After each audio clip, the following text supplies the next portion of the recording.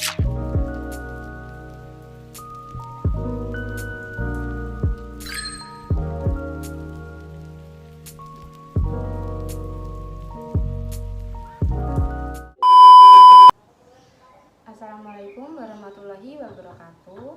Kami dari kelompok akuntansi 2 yang beranggotakan saya Fira Ini Rohma dengan NIM 2303102114 dan saya Kisarulita Irianto NIM 2303102144 dan saya Ramesta Ega dengan NIM 2303102267 dan saya sendiri Deli Octavia berNIM 2303102139. Baik, di sini kami akan membahas kasus korupsi di Indonesia, sebuah PT Waskita Karya. Ini sebagai tugas dari akuntansi 2 yang diampu oleh Ibu Wiwing Julianti. Kalian tahu nggak sih, pada bulan Mei tahun 2023 lalu terdapat sebuah kasus korupsi yang terjadi di PT Waskita Karya. Dari berita yang aku baca di situs Tempo Koran atau beberapa situs lainnya, kasus korupsinya sih sudah terjadi dari tahun 2016 sampai 2020.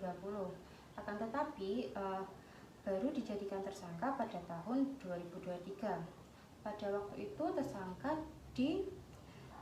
dilakukan penahanan di Rutan Salemba Kejaksaan Agung selama 20 hari untuk mempercepat proses penyidikan. Karena kasus korupsi tersebut, negara telah dirugikan sebesar lebih dari 2,5 triliun rupiah. Dan penyidik juga telah menyita aset tersangka berupa aset tanah, uang, dan bangunan. Baik, betul banget. Dari kasus korupsi ini ternyata melibatkan mantan Direktur Utama PT Waskita Karya, Destiawan Suwarjono, serta anak perusahaannya PT Waskita Beton. Sangat memprihatinkan. Kasus ini juga menyeret 8 orang tersangka lainnya. Dugaan pelanggarannya karena penggunaan fasilitas pembiayaan dan pencairan dana supply chain finance dengan dokumen palsu menunjukkan tingkat penyelewengan yang serius. Penahanan mantan direktur tersebut untuk mempercepat penyidikan adalah langkah penting dalam memastikan proses hukum berjalan dengan adil dan transparan. Kasus ini menyorot pentingnya pengawasan yang ketat dalam industri konstruksi. Baik, dari kasus yang telah kita bahas tadi, menurut kalian apa sih solusi dan pengendalian yang dapat dilakukan? Menurut aku sendiri sih ada 4. Yang pertama, ada penyelesaian secara konflik. Destiawan Suwarjo selaku Direktur Utama PT Waskita harus menyelesaikan konflik dengan beberapa bank terkait penyimpangan penggunaan fasilitas pembiayaan. Yang kedua, ada penyelesaian secara hukum. Destiawan Suwarjo selaku mantan Direktur Utama PT Waskita harus mengikuti prosedur hukum yang ada untuk menyelesaikan masalah dengan bank ini. Yang ketiga, ada penyelesaian secara internal. PT Waskita Karya dan PT Waskita Beton Prekes harus mengikuti prosedur internal untuk menyelesaikan masalah yang ada dengan beberapa bank terkait penyimpangan penggunaan fasilitas pembiayaan. Yang terakhir atau yang keempat, ada penyelesaian secara eksternal.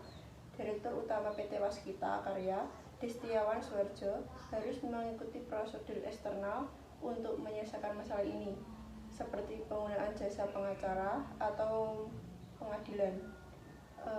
Itu saja sih yang menurut aku. Dan sedangkan untuk pengendaliannya, aku sendiri tidak memiliki informasi spesifik tentang kecurangan yang dilakukan di PT Waskita. Namun, pengendalian terhadap kecurangan di sebuah PT biasanya melibatkan implementasi kebijakan dan prosedur yang ketat, penerapan kontrol internal yang efektif, serta pengawasan dan pemantauan secara terus-menerus oleh manajemen dan dewan direksi. Dan perlu diberlakukan hukum yang tegas untuk menghindari kecurangan yang terjadi. Jika nantinya memiliki kekhawatiran konkret tentang kecurangan di PT tersebut, disarankan untuk melaporkannya ke otoritas yang berwenang. Baik, sekian video dari kami. Mohon maaf bila ada kurang kata. Sekian dari kami. Wassalamualaikum warahmatullahi wabarakatuh.